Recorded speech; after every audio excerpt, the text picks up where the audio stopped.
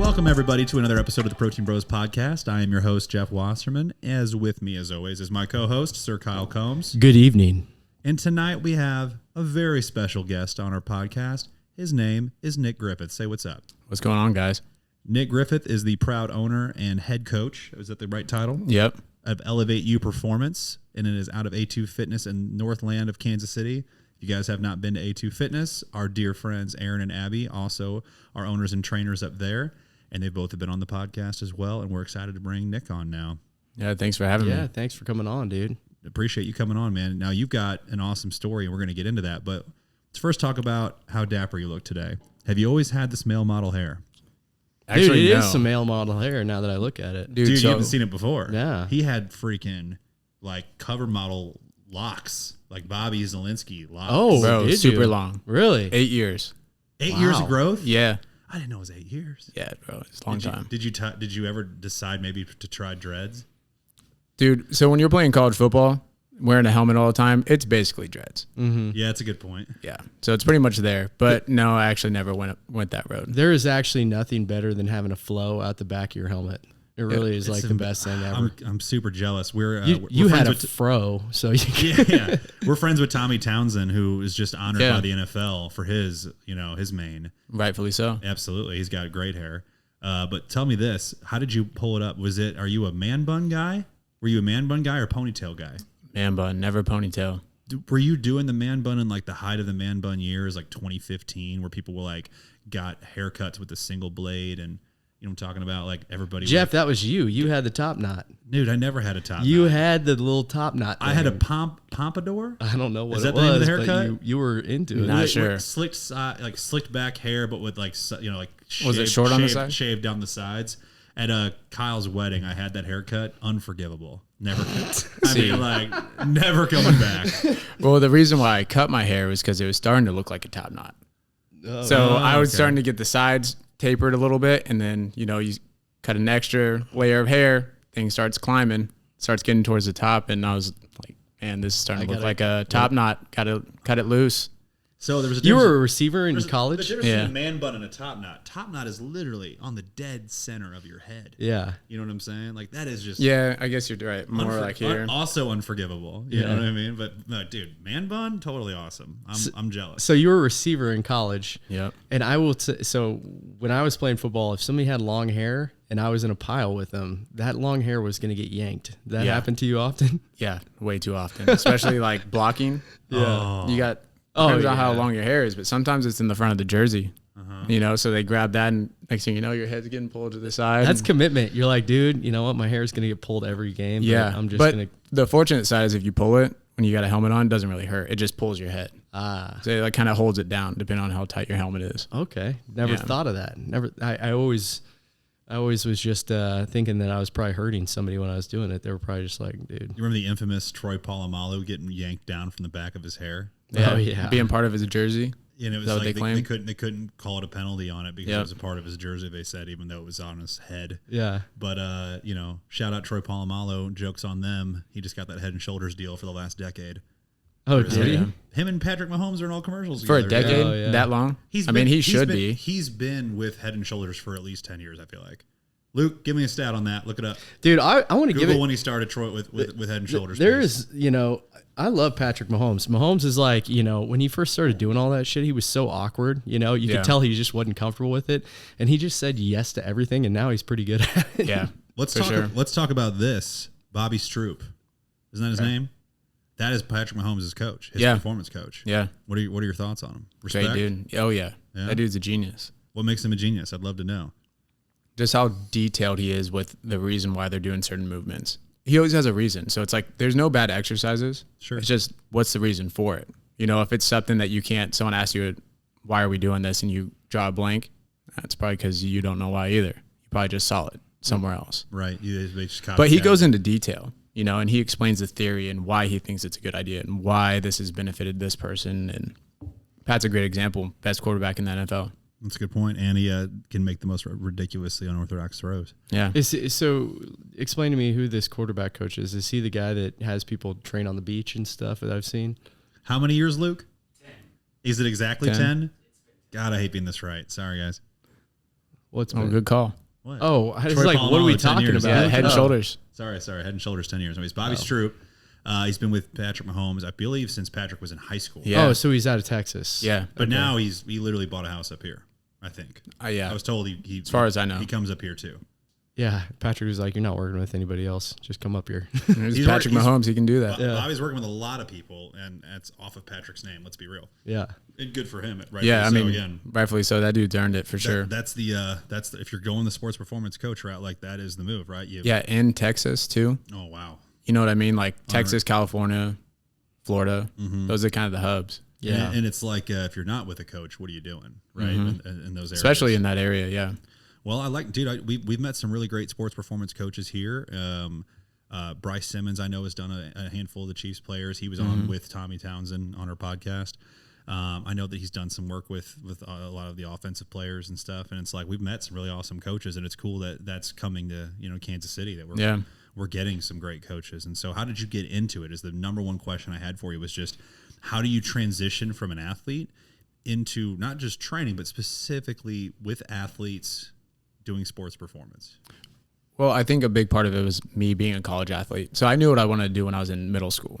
Oh, wow. I always had a passion for it.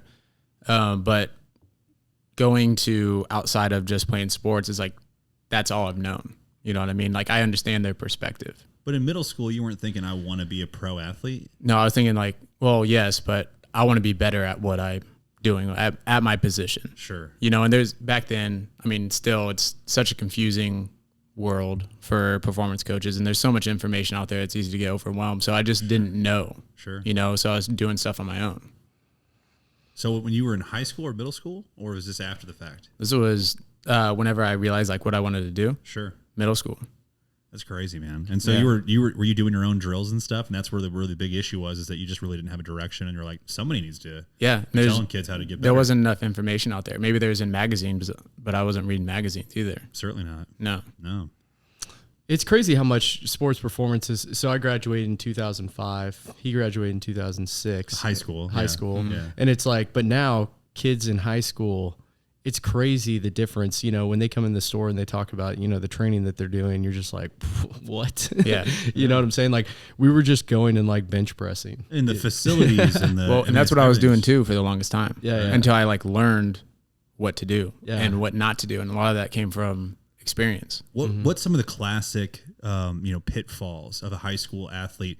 I know Kyle and I were definitely a part of like you had like 1,000-pound club or a 1,200-pound club or whatever, right? No. Bench squat, deadlift. We had a strength and conditioning program. We had strength and conditioning classes, and we were, I would say, looking back on it, it was pretty rudimentary as far as like what we were doing compared to what people do now. But like we had a strength and conditioning program that we did. Yeah, and we followed one. I'm saying in terms of that goes, but like we didn't do a lot of mobility work. We did not do a lot of like speed training. We were just lifting weights and doing conditioning. Yeah. Right. And conditioning was typically sprints and or lots and lots of longer runs. Yeah. Or it. cardio, like running miles and stuff like that. Right. That was it. Yeah. We weren't doing stuff like that as much. We were doing a lot of Olympic lifting. It wasn't until college I I don't know if this is still a thing, but we started doing jammers, which always made more sense to me as a linebacker. I was like, this is like how you hit people. This would make sense to get stronger in these positions. Yeah, kind of the name of the game now. What's a jammer? Have you never seen a jammer? It's like basically a machine where you hold these handles, and it's just like if you were to hit somebody, but you load it up with plates, and it's like a forward push press or like a thruster. It's kind of what you do. Klein's showing those. Correct. Yeah, those are jammers. I've used those. Yeah, those are sweet. Yeah, I mean, that makes a lot of sense. Applies to being a linebacker. Yeah. Offensive line, defensive line. Yeah. Your power is just unbelievable in those. For sure. Yeah. Do you guys? So now we're in middle school. We know we want to do something with sports performance. You're in school. You go to Illinois State. For college. Yep. Did you get it offered? Were you walking on? How is the story of getting started with football there? Yeah. Well, so I got offered. I got asked to go to a camp my sophomore year, I believe. So went to a camp. My recruiter was Jake Schoonover, local guy actually, and so he told me, "Hey, man, let's bring you up for a camp. If you do well, this could be the spot for you." I was like, "Okay." Well, went up. only did like 3/4 of the camp, and he's like, yeah, you're done. What? And I was like, all right, well, and I was killing it too. Done like, in a good way? no, it was a good way. Okay. Offered on the spot. Oh, love it. That's cool. Yeah. So then I was like, well, that was my first offer. So you had some loyalty to them. Oh, for sure. Yeah. Loyalty is a big thing for me, Sure. especially in the recruiting process. Yeah. You know, there's a lot of everyone has a crazy recruiting story. But yeah, so that was a big deal for me. And then, you know, they kind of stayed in contact, and, you know, in coaching game, like you meet one coach and then they're at this school and then they clean house. Oh, dang. So then you lose your connection. Yeah. You know, Right, so it's kind of right. one of those things. Illinois State kind of stayed that way for a while, for a couple years, always getting the calls whenever you could with eligibility and stuff like that. Yeah, so I ended up going there, and that's kind of how that happened. While you were at Illinois State, tell us your crazy recruiting story. Oh, man. When they brought you in, where did you go? Oh, What that's did you- official visit stuff. That's just typical stuff. Mine was more in the process of Being recruited by others. yeah. Yeah. And Let's then hear so that. like I was getting recruited by Missouri State too. Shout out Mo State, Harvard Mo of the Midwest. Yep. They were like, hey, come on, come play for us. We got 2 wins last year. Yeah, well, and you know, they were serious too, because I was getting handwritten letters from them every week, and you know, that's, as a recruit, that's a good sign. No you doubt. know, you feel like it's being personable. They're giving you their time for sure. Yeah, for sure. Cleaned house. Yeah. Oh yeah. Barry, And then- no, it was something Allen was our coach. I can't remember. My guy's last name was Chambers, and I think he was linebackers, but he recruited this area. So that side, and then all the D2s, and then you got certain coaches that are. My recruiter played at Mo West, and so the guy that was recruiting me from Mo West was their head coach, which was the linebackers coach for my recruiter. So it starts a little bit of a competition there, and they start going back and forth, and then rumors start and stuff like that. And then it's just, mine wasn't the best. And I was so ready, when I committed, I was so ready to be done with recruiting. I can only imagine. Yeah. And so freshman year, your team kills it. Yep. National championship. Go to the lost. national championship. Lost Fortunately. to specifically Carson Wentz. Were you not Yeah. redshirted and North that year? Dakota State. Yeah, so I was recruited that year, or redshirted that year. Yeah, so we went, and Carson Wentz. So this is a crazy story too. That's what Broke this his podcast is wrist. for, sir. Broke his wrist game 1. As a quarterback, that's terrible. Yeah. Right. Had to sit out the entire year. The only game he could come back was the national I championship. remember that story. Came back, Lit beat it. us with 37 seconds left in the 4th. We were up. I forget the score, but ended up beating us by 2. Unbelievable. Yeah. Jesus. Game-winning So drive. The legend was born that day. Yeah, dude. That he's good. Yeah. He's had some injury issues in the NFL, but he can play. Yeah, I mean, he's he might prove himself this year with Washington. Yeah. They traded for him. So I don't know why he didn't work out for the Colts, but whatever. One season they didn't give him a lot of love. Hey, it's the NFL. You know, Politics are a real thing in the NFL. Jared Goff and Carson Wentz. They're not getting a lot of love these days, but they were 1 and 2 in the NFL draft. If you can't remember, pretty crazy. Yeah. 2016, I believe.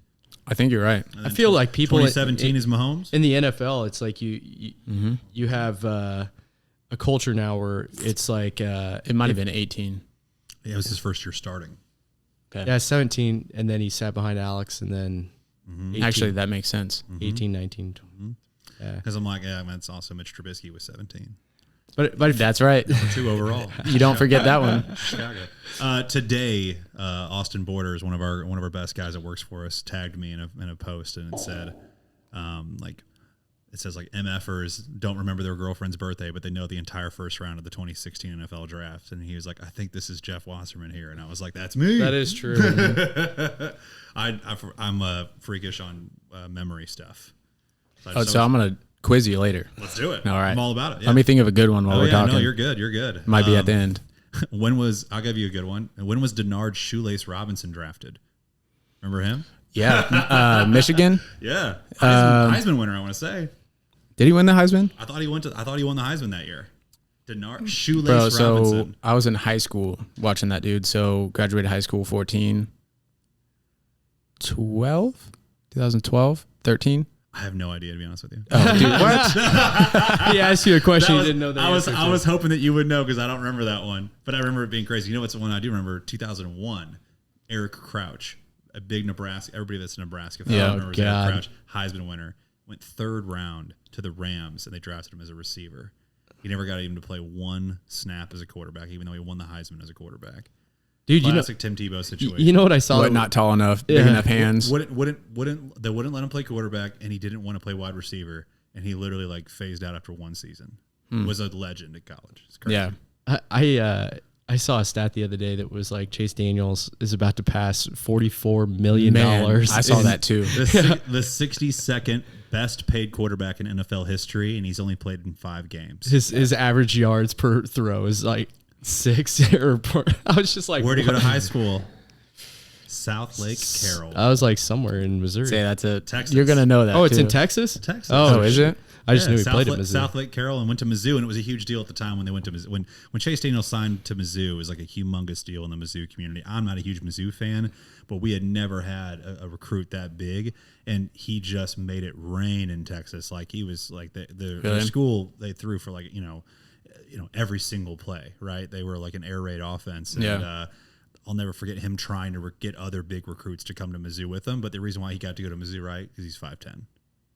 That's, what I'm saying? Like all the, not SEC. SEC ain't going to talk to you unless you're 6 foot minimum. Well, man, he came in, Jeremy Macklin. Kirkwood, shout out. St. Louis. Marcus Lucas from Liberty. Wide receivers. Yep. Yeah. Forget, no. We got, what's his face? We got Carney, I believe, grad, Chase Kaufman. Tight end. Lee Summit. Was he Lee Summit? Yeah. Chase Kaufman. Yep. Was a legend. An amazing tight end, and he got drafted by the Browns. Anyways, we can talk about football all day. Let's talk about fitness. Okay. All right. So you're getting in freshman year. Obviously, you're redshirted, but we get through college, and is there part of your story? Is there any of that in your college career that you want to discuss? Yeah, man. So actually, right after the national championship is kind of when my path started to change. So with the national championship, we go into spring ball, and I'd been there for a full year at that point, and so doing well, strongest I've ever been, playing the best I've ever been. And spring ball was like one of the last practices. I ruptured my left Achilles. Yeah, bad deal. What year? So it did spring ball after the national championship. So going into your actual freshman, but truly your sophomore. Exactly. Right? Yeah. So going into that, and part of the story, I knew it was getting bad, and it was starting to hurt, and it had a weird ache that wasn't going away, and I knew something was up with it. And so I'm going to the training room like, hey, something's going on with this thing. And so they're doing what they can, just giving me the same pointless kind of exercises, doing a little bit of pain management stuff. They start doing grafting, and where they put the little oil on your skin and yeah, man. So they do that before every practice. So just hurt so bad, and then after you take the pain away, it kind of feels numb. So go out and practice, and I was practicing well, and we had recently just cleared house. All of our guys had graduated, went to the NFL or whatever. Cam Meredith was one of those guys. James O'Shaughnessy was one of those guys. KC guy, ended up getting drafted by the Chiefs. But so go, and I'm playing well, and it's like the last practice and actually the last period of the practice. So day's almost done, right before the spring game. Decided to run one more route, and it was a 2-on-2, whatever. Ran a corner, caught it, decided to turn up field on my left foot. Boom. Tore my Achilles. The other Achilles. Was it completely tore? Complete rupture. Like where it goes up in your calf and everything. Yeah, it was one of those. On the left, so this is both now. No, just the left. So same, but I'm saying like that's the same ankle or the different one. No, I just have one. It's just my left. Okay, so that was the story of you actually rupturing it. Yeah. So, but terrifying. Yeah. So I mean, it was a bad deal. Ended up having the surgery like the next day, whatever. And so that recovery process is supposed to be like a year. Yeah. Right. So I ended up coming back playing Missouri State for my first game back. And that was about 6 months after tearing it. So they put me on like a very fast recovery plan. Yeah. So, and I'm young too. So I'm like, yeah, I can do it. Whatever. I can play through pain. Yeah. We'll worry about that later. Yeah, exactly. And so I'm playing whatever. It's not right. So I ended up going back into, after 3 weeks, I played 3 weeks, and I was like, hey man, I'm going to tear this thing again. So I got to go into physical therapy again. And at the end of the walk without a limp, not having any huge issues with it, that was 14 months after I tore it. So a long time. I definitely increased my time in physical therapy. But the whole point is that, back. yeah, rush myself back. I wasn't listening to my body. I was listening to, the physical therapists that we had, athletic trainers. They're putting me through a rush protocol, ignoring all the signs. Right. And what's the motivation here, you think, Nick? Like, why? I feel like these days that you don't hear so many stories of people going the other side where it's like, I hear aggression when it comes to, professional football. Mm-hmm. But man, I don't know. It's that surprises me that, in this day and age, it's like, this is like, what, 2014, 15? This would have been 15, 16. Yeah, this is not that long ago. Yeah. And they're still rushing protocol like that? Yeah. Crazy. Yeah. And I mean, I'm sure it's worse other places maybe, but my experience was pretty bad with it. Yeah. But what I took from it was, I knew something was going wrong. I don't think that they knew exactly what to do and how to help me, and especially bridge me from, okay, I'm done with this protocol and how do I get back on the field? I'm playing receiver, so I'm running all the time, right? Achilles is pretty important for that and being able to run fast. And so part of my story, and I just want to help people so they don't go through what I went through. You know what I mean? So it's like that really changed my whole playing career. I was playing the best ball ever. And at one point I was like, hey, I can do this. Mm-hmm. Like I can live out my dream, go to the NFL. If I just keep doing what I'm doing, if I continue on this path, I can do it. Mm-hmm. Boom. Achilles tears. All right. I can come back from it. Not getting the right training. Our strength program was stone age, to say the best. Mm-hmm. That's like kind of what we were talking about pre-show, So that's kind of where it came from, is I want to help people not have what I had happen to me. Yeah. Don't let their potential get, thrown out because of mistakes that are completely preventable. Yeah. I got to know. So you pulled yourself out after those 3 weeks. Mm-hmm. Did you end up re-injuring it, or did you just take some time to take the rest of the year to rehab it? How did that story end? So yeah, I basically pulled myself out and kind of told the coaches, and as a college football player, telling your coach hey man, I can't play right now. Hardest thing in the world. Yeah, it's terrible. Yeah. And how competitive it is. You're getting replaced. You're not a team player. Yeah. Yeah. So I went back, and the whole game plan was hey, let's work on some stuff. Let's get some of the pain to go away. And then come back. But I was just plateauing. I wasn't making any progress, and so the extended part of that story too is I was hitting this plateau and I couldn't get any better. It was just not, I was still walking with a limp, and they're telling me I'm fine. I'm like, well, clearly I'm not fine. I'm walking, I can't even walk normal. Yeah. You know what I mean? So I ended up finding external help, which is so frowned upon in the college world. Yeah, absolutely. You can't do that. Right. Mm-hmm. So I didn't tell them whatever, and it actually started working. But I found it so late, 14 months after it happened, dude, at that level, scar tissue built. Yeah. All that's built up. And just football wise, I got replaced twice. Yeah. Mm-hmm. Transfers coming in, that's every year, so that's kind of that part of the story. But sure. Yeah, definitely changed my path for sure. What we were talking about earlier. So did you find that your junior, senior year, you weren't committed as much to your path in the sense of being an athlete, and you were more focusing in more now on what we were going to do life after college?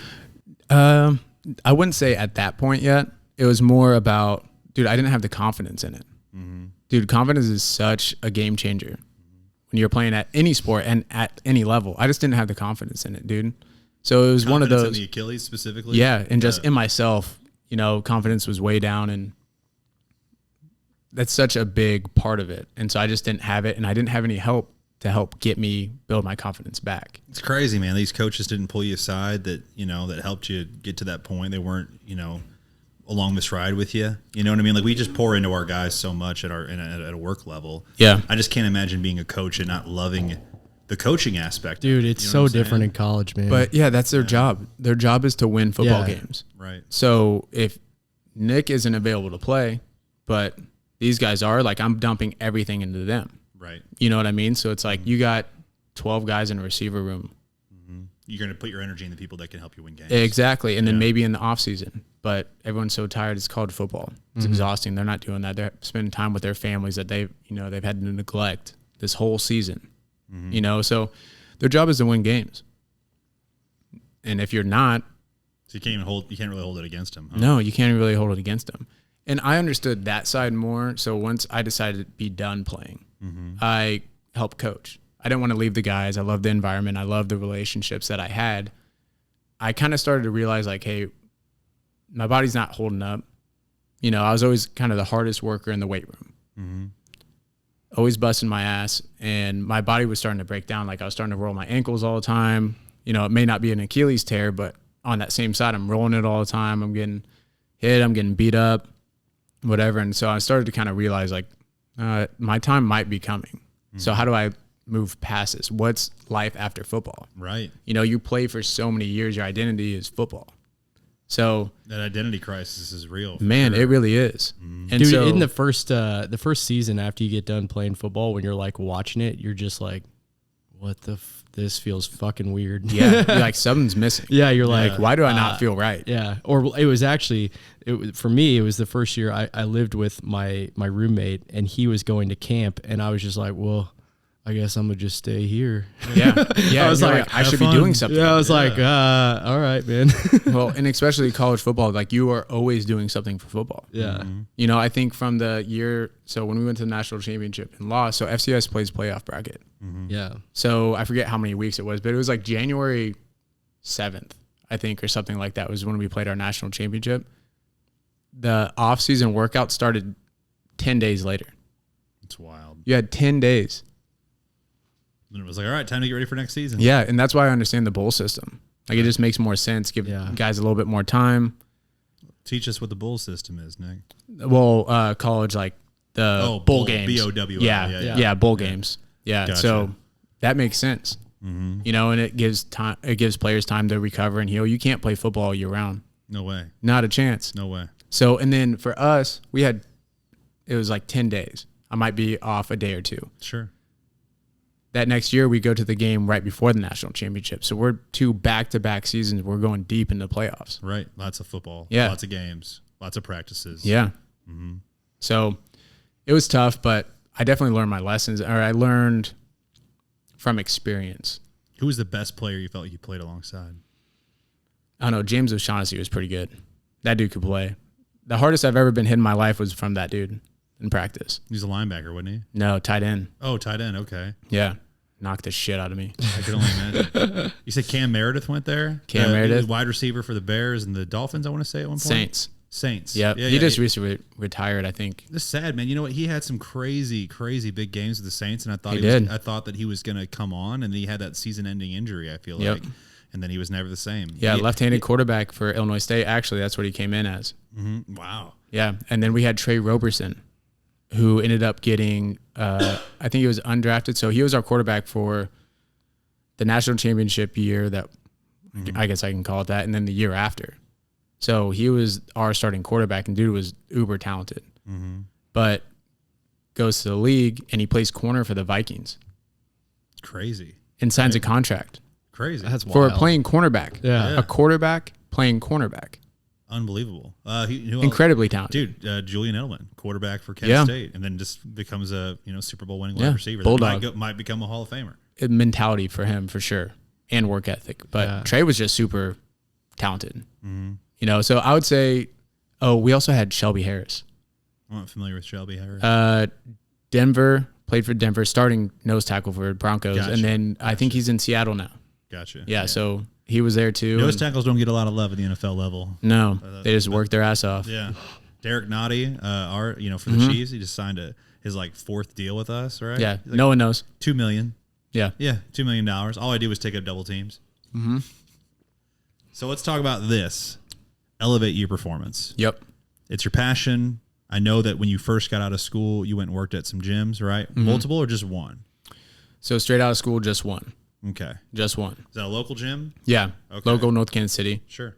You got an exercise science degree? Yep. Kinesiology and then minor in psychology, sports psychology. Sweet. Nice. I like that. Picked up the minor late, kind of on the tail end of school. That's great. Didn't have confidence, sports, so that's kind of where I gained it from. It's cool, man, because it's one of those things where I think that you were obviously adding a huge element to how you can help these kids with just the psychology side of things and the mental health of it all. And I think that now more than ever, that's important.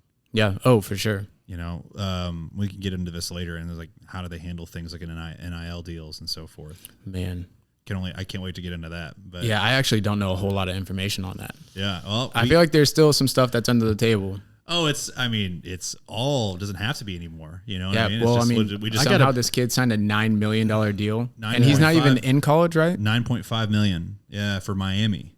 Is that right? Was it Miami? I'm not sure. It showed what the school or whatever, and his jersey said Pittsburgh, but it showed just the list of people that he's making more money than this year, and it was like Kyler Murray, Justin Herbert. Oh God, Yeah, that's incredible. I got a buddy. makes no sense. No. Makes no sense. One of my best friends. He's unproven. Yeah. One of my best friends is a Division I ref, and he told me, because I was asking him about that. I'm like, what do you think about that? And he's like, it's not going to be good for football, dude. He's like, it's just not going to be. I just don't see how it can be yet. Yeah. Maybe there is. Maybe there's something that they know that we don't, or some long-term plan. But I don't know. Seems kind of. Well, we can go all day on that, and like if we want this podcast. Jeff, to be explain what purely we're about even football. talking about for somebody who might not know. So NIL's name, image, and likeness, and for the most unbelievable amount of time, the NCAA was okay with never letting a player make a dollar. Otherwise, they lose their amateur status, and they are now turning pro, and they are no longer allowed to participate in any form of collegiate sports. Yeah, and if you have a Heisman, gone. yeah. Gone. It- Ask the- Reggie Bush. The Supreme Court ruled against it, correct? They said it's basically like the NCAA was basically getting free labor. Correct. Correct. But this took this unbelievable amount of lobbying. I mean, the NCAA is an unbelievable powerhouse of a court. We were talking about like big corporations. Like, dude, NCAA found a way to never pay anybody for years and years and years and years. And I'll never forget how it all went down. I believe it was in 2010.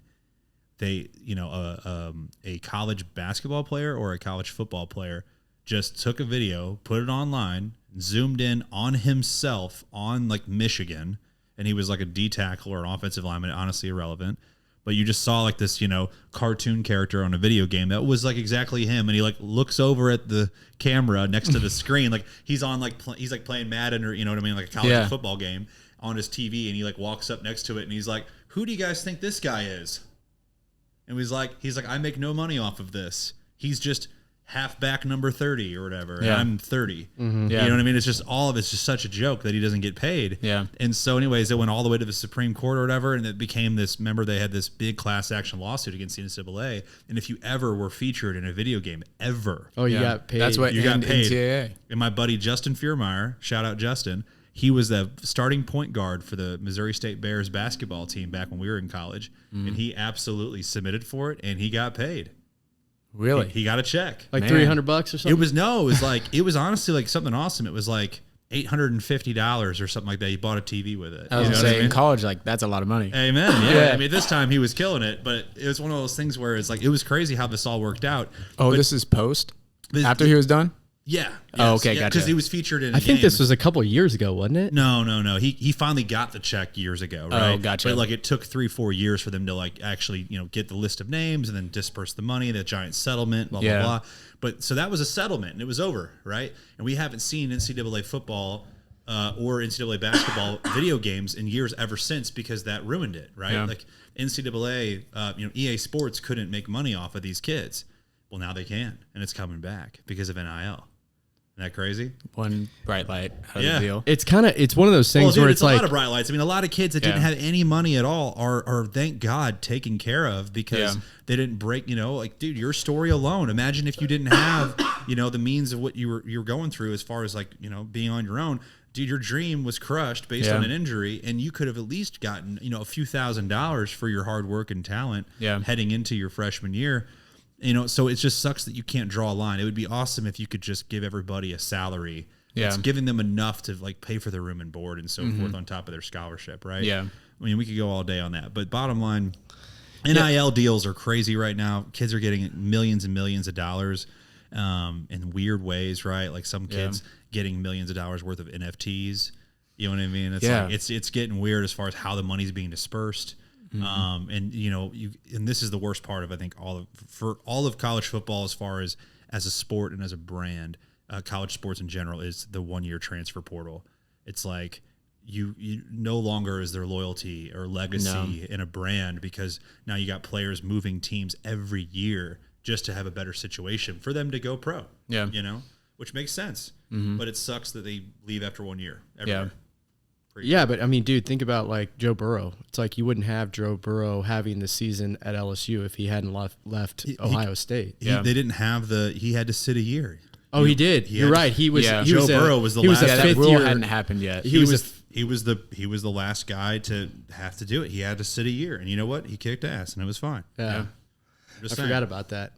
But anyways, doing. So do you only work with football players? Is that your primary? No.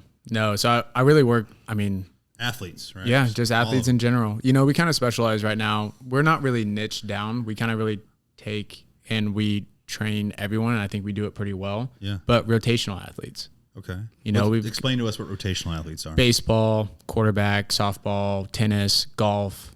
Are most of your this is a great question. Are most of your athletes multi-sport athletes? Yeah. That's awesome. Yeah.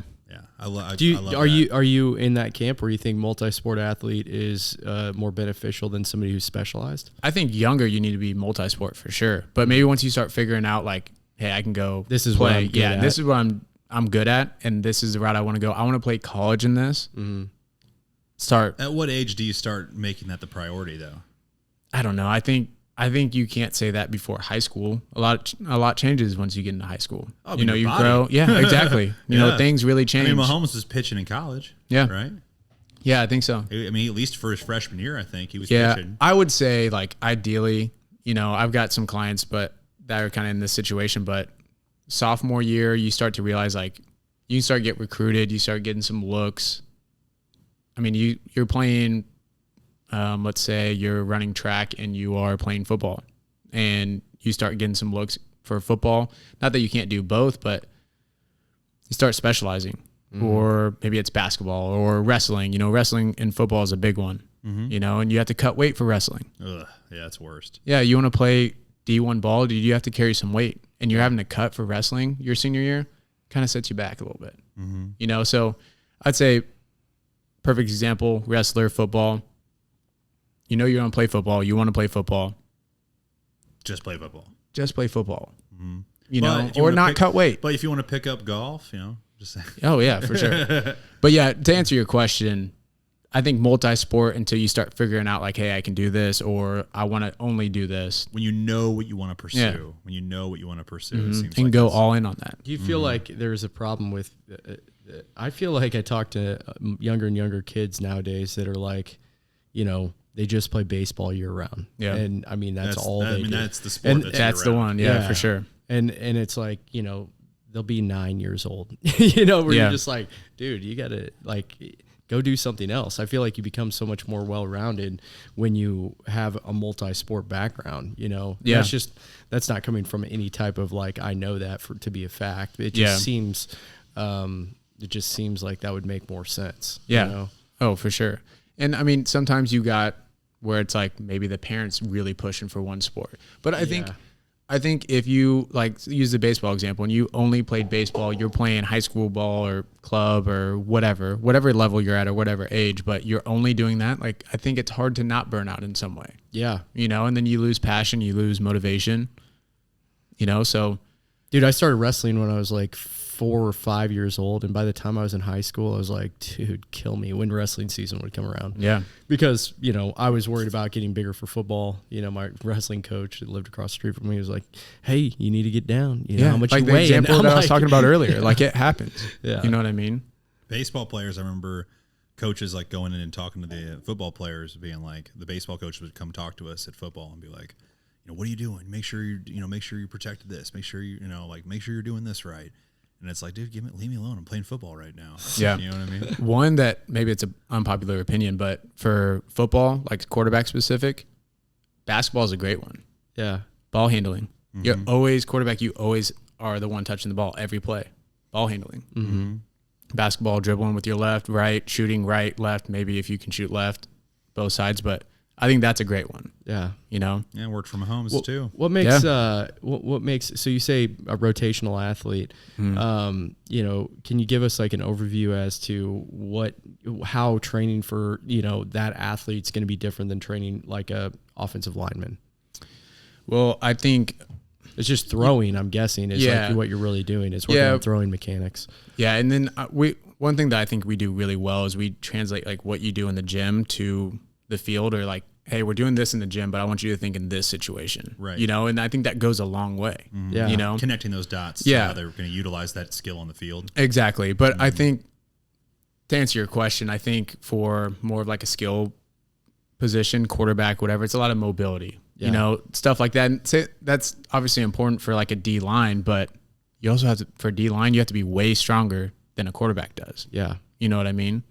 So, I mean, there's a lot that translates over, but I think if you can do the job of, hey, this is why we're doing this. Do you understand why we're doing this? Think of this situation. You apply that in the gym. I think that goes a long way. So kind of answers your question. Mm-hmm.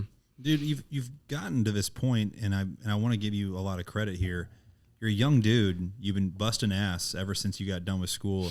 I know that when you left that gym in North Kansas City, you were able to bring a lot of your clientele with you because of the level of care you gave the level of care you gave your clients. Pardon Kyle as he's dying over here. You're leaving this gym in North Kansas City, and I know that you were able to bring a lot of your clientele, and this is like right at the height of the pandemic. Is this right? Man. I got a story for that too. I'm just saying, like, that is a terrifying situation where you're like, I don't know what I'm going to do. Right. Yeah. You know, were they not working with you? How did it work as far as just what happened whenever it went dark in the sense of gyms are shut down? Yeah, dude. So that whole process came so quick. And so kind of let people know like, hey, we're shutting down. I don't know what this looks like. I don't know how long, you know, stuff like that. And, you know, you had some people lean into it that were more like, hey, I think I should not be in a gym. Cause you know, on the news, it was like gyms were the worst place ever to be. Sure. You know what I mean? Absolutely. So people were absolutely trying to get away. Yeah, for sure. Yeah. So you had a little bit of that leading into the lockdown, but I kind of let people know like, hey, I don't know what this looks like. Don't know how long. And so there's a dead period, and, you know, obviously we're not making any money or anything like that. And you're a young dude. I mean, like fresh into your career. Yep. Fresh in my career and needing the money. Mm-hmm. And it's crazy. I'm definitely not making a ton of money, you know, that whole deal. But, you know, so you kind of had to go through that, and eventually you start having people reach out to you, and they're like, hey, so what's going on? I'm like, I don't really know what's going on.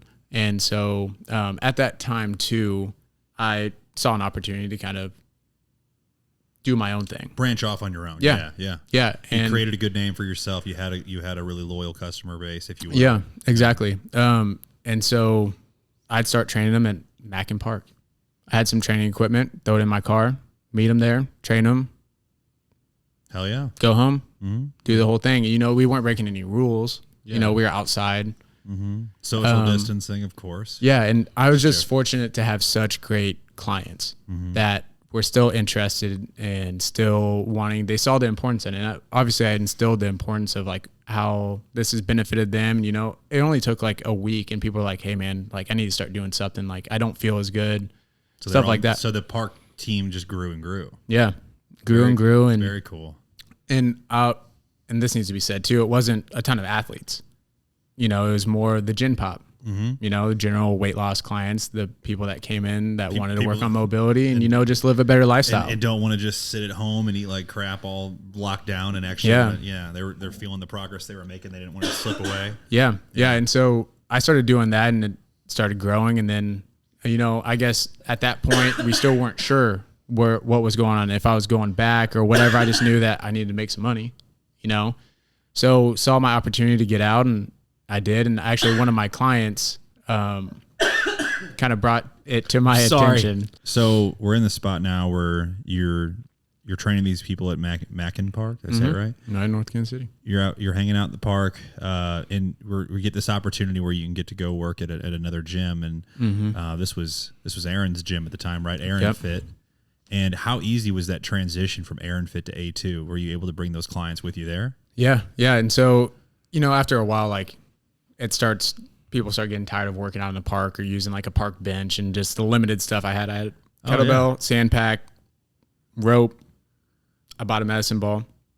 some minibands. Those were hard to get during those times. Yeah, no shit. Yeah, very difficult. Yeah, and very expensive. Yeah. if you did get the chance to find them, 10x the cost. Yeah. Yeah, and I'm sitting in a position where I don't have a lot of money. Right. Don't know what's ahead of me. I'm just trying to figure out what I can, So yeah, ended up getting introduced to Aaron, and he's a great dude, man. One of the best, man. Couldn't say enough good things about that man. Just the person he is, and helped me in an opportunity where I needed help.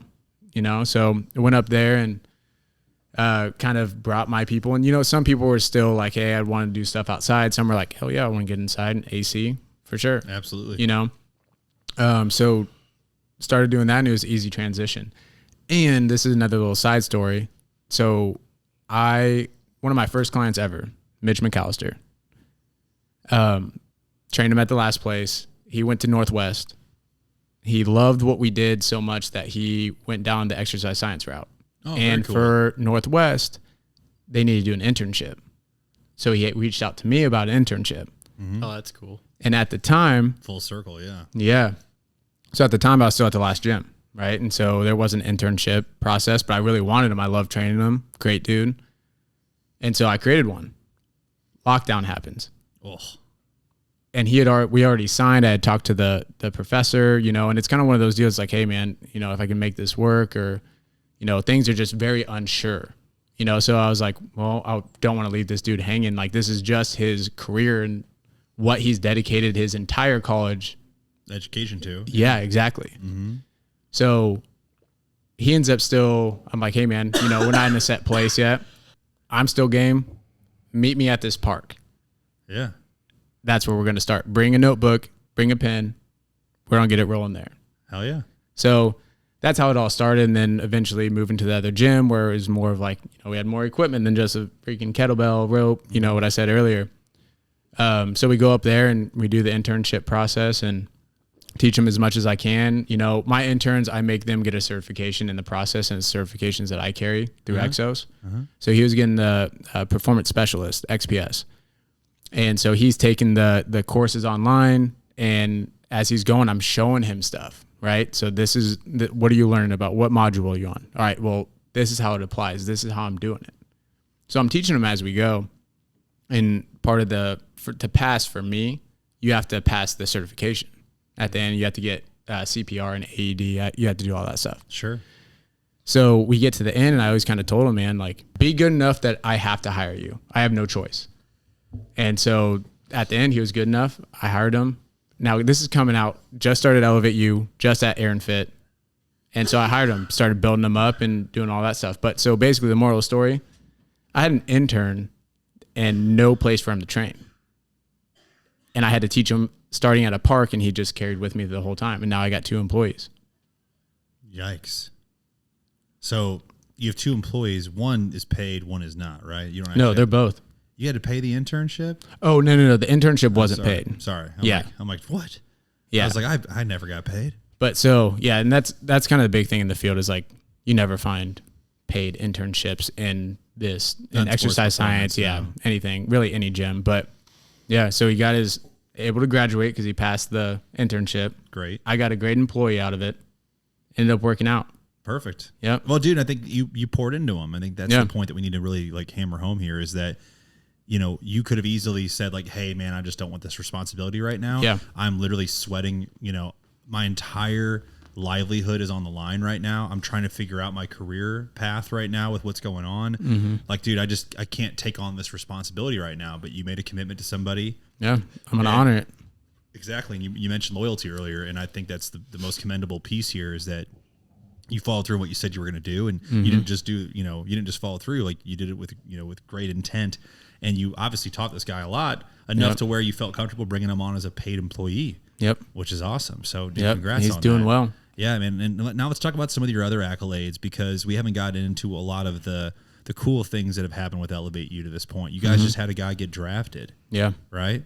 Tell me about this Congrats, story. Dude. That's awesome. Yeah. I mean, that's huge for this. I mean, that's huge for the athlete. And I'm sure you were absolutely floored and excited, whenever he got drafted. But the simple fact that Elevate U can now say we've had one of our, client, one of our own get drafted is a huge deal. Yeah. Right? No, and the whole crazy story on that thing is, so Skylar Thompson, great dude. I mean, I love Sell it, man. I don't know who's Skylar Thompson. How did you guys meet? Let's do it. So he played at Fort Osage, so he's a local guy too.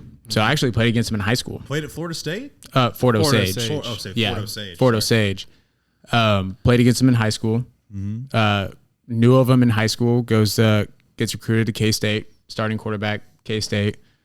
And then, so obviously I know the people that I've played with, and I was kind of followed with them. But before how that opportunity came up is I was working with a Chiefs player, Chase Litton, which I met in San Diego when I was doing my internship. Is this the corner?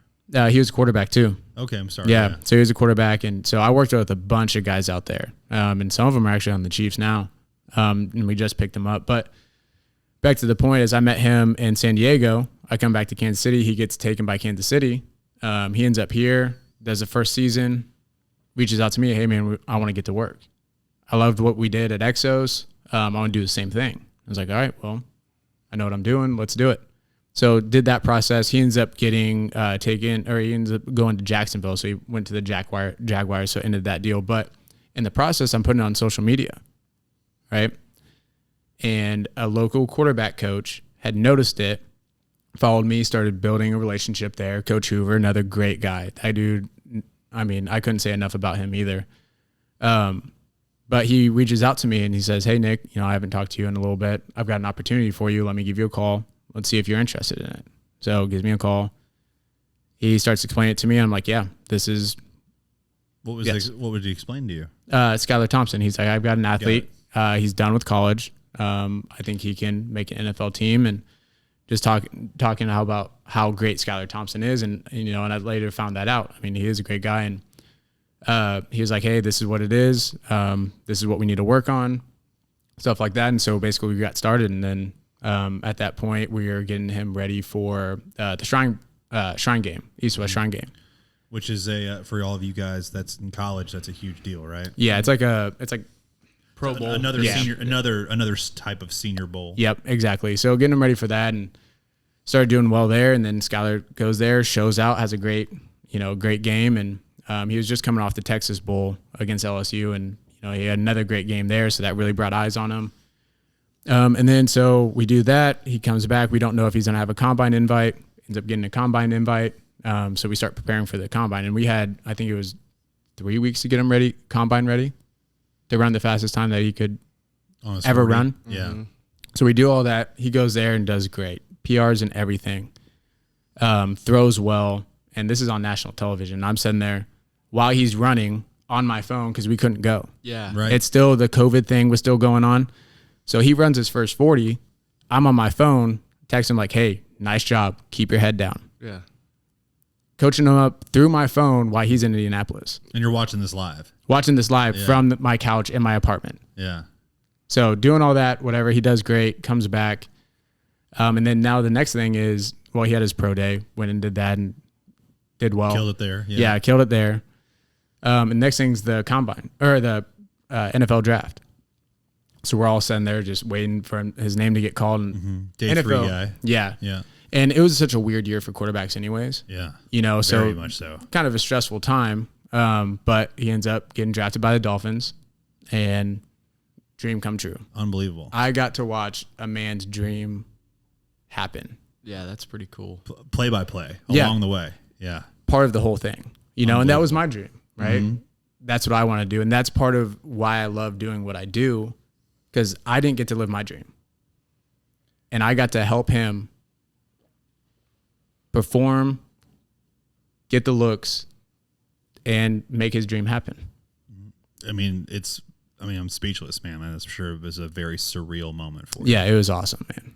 It was so awesome to watch.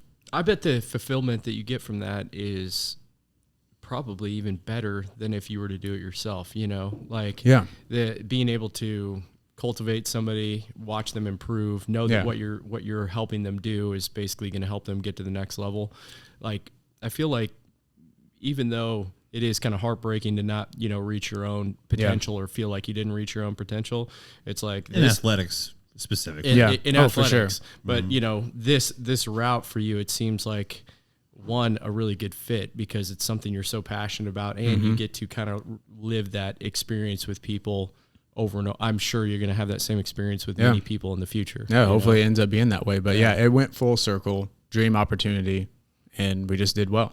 So he went to the Dolphins, and so he's been down there for their training camps, and he's got 2 more weeks, and then he goes back for the rest of the season. So we're just getting him ready for that. Exciting, man. He's going to be throwing it to Tyreek in training camp. Take to his spot.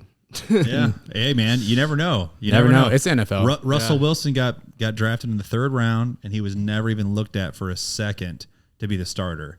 And he went out in training camp and just crushed. And who did he beat out? It was the guy that was a backup quarterback for the Packers for years, Matt Flynn. Matt Flynn got signed to a crazy, crazy deal, like $70 million after just being a backup to Aaron Rodgers. I remember. And he had like 2 good games, right? And he got signed to this huge deal. He was going to be the starter for Seattle. Never started a game. Russell Wilson came in as a rookie, as a 3rd rounder, 5'10" dude. Crazy. Yeah, well, and look at Russ. Yeah. Work ethic. We've all seen the videos of him walking through the plays. When in this empty stadium, like literally talking like he's in the game. Yeah. He's taking mental reps. Dude, you're not going to outwork that guy. You know what I mean? I'm not happy that he's at Denver. Sucks we have to deal with him. Man. Not happy. I know. I saw that come through, and I was like, damn. They're going to be a very good team this year. Well, the AFC West in general. Sure.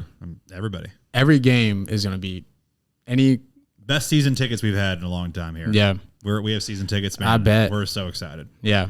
Dude, even the Raiders game is going to be amazing for it being competitive. Yo, right? for sure. Devontae against our raw-ass corners. I'm just saying. Yeah. I mean, not going to be fun. It's a new backfield. New secondary. We'll see. I hope Spags has got some plans. Yeah. I believe it might be choppy in the beginning of the season, like it was. Always is. Always is. September's always is. All defenses are all trying to figure out the offenses. It's always cat and mouse there. Yeah. Fortunately, offensively, we got so many weapons. I was about to say, that's going to be fun to watch. Absolutely, man. Passing it around. I love it. Let's talk about what's next for Elevate U. I mean, you just had this awesome guy get drafted into the NFL. I'm sure you got some calls from that. I know you guys are doing an open house that's coming up this week. I mean, this podcast is going to release next Tuesday. So if you're listening to us now, this upcoming Saturday, which would be July 9th. July 9th. Yep, 10 a.m. You guys are doing your first event, right? Yeah, first ever event. Talk to us about it. What's going on? Yeah, so really we just wanted to, I'm kind of taking a play out of Abby and Aaron's playbook. They love doing events, and I've always tried to be a part of them when I can and stuff like that, and I want to do that for us, Their events have always been general pop based, right? I want to do something for the kids. I want to do something for the athletes, high school, middle school, whatever. But just bringing them to A2 and just showing them what we do, and it's all for free. We're just here to have a good time. Show the parents, the athletes, what the culture is at that place, under that roof. And I know you've been there. It's second to none. It's amazing. They do a great job, yeah. I mean, the facility's beautiful too. Yeah, and it's growing. You know what I mean? Like, we moved into the spot, I guess it's 6 months ago now. And we're getting new stuff all the time and just new toys to play with, and it's a great time. How's the music? Because I know Abby gets down with some good music. Yeah. And the playlist do you have to listen to their music when you're on your side, or do you? Fortunately, our speaker's pretty loud too, so it drowns it out. Yeah, but we have a big wall that's kind of in between one door. Sure. So it kind of really does separate the spots, but I can't tell you how many times we're over there. Like, the Elevate U guys are on the A2 side, and the A2 people. Aaron comes in, and Abby, and we're all just chatting while we're training. It's like, it's such like a friendly community. Yeah. Everyone knows everyone. Everyone knows everything about everyone. You have athletes. You have a Skylar Thompson asking about things about Abby and Aaron. How's this? How's Sid doing? Right. Like, where's Barrett at? There's a middle-aged woman who's lost 50 pounds, and he's talking to her. And so forth. Yeah. Fun. Dude, it's awesome. I love the community, and our Supplement Superstore community. We try to get together with A2's community as often as we can, just because of how great everybody is. Yeah. We did an event with the both of them last year for Big Brother Big Sister. That was really cool. Yeah. And we got to see a lot of the A2 community come out for that. Yeah. Jeff almost died there too. He did an assault bike there. And Tell me about that, Jeff. Kyle double dog dared me on an assault bike. Oh, you got to as do it. On how many calories I could if I could burn a certain amount of calories in 10 seconds or something like that. And I had to go against Luke and just know that Luke got smoked. Luke. I forgot how embarrassing that was. Good. One time he told me I couldn't squat 315. I sent my video of me doing it for 2. Hey, one up you. Hold on. It took like 2 years for you to do that because I was like, we didn't talk about the time. I was like, I challenged you, and then it was like 3 years later. You're like, hey, dude, check out this video. Kyle didn't challenge me ever. He just said you can't. Oh, I go, you can bench 315, but you can't squat it. I said I could squat 315 right now. Yeah, no problem. And then he just didn't do it. Well, and then 3 that years cold later, start doesn't matter. Hey, it didn't matter, dude. All I can say is Kyle. Here's what I will say about Jeff is I like to give him shit, but like he never backs down when I say something like that to him. He's got to prove me wrong. Absolutely not. I absolutely do. But the funny part about Kyle is he did tell me he was going to run a half marathon with me once, and he just didn't. I've already ran a half marathon. Just didn't I show. don't need to do that. You again. check that box. I don't need to do it again. Hey, Kyle, did you tell me you were going to, though? I don't even know. Like, why do you think that this is... Did you tell me you were going to, though? Because he did.